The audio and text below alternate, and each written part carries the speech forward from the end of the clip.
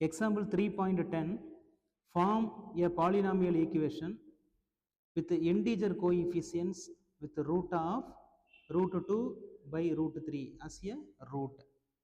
அப்போ இங்கே ஒரு சொல்யூஷன் கொடுத்துட்டாங்க.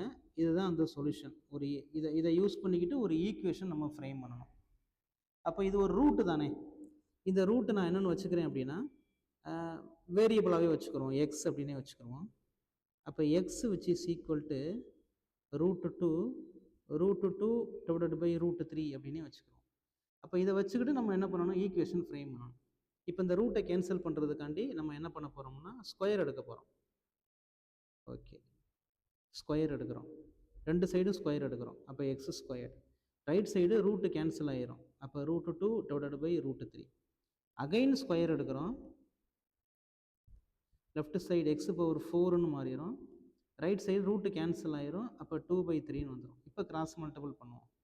3x power 4 which is equal to 2.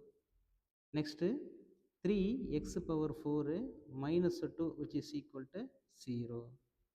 இதுதான் அந்த ஈக்குவேஷன், பாலினாமியல் ஈக்குவேஷன். கோஎஃபிஷியன்ட்ஸ் ஃபுல்லாக இன்டீஜராக இருக்கும் பாருங்கள்.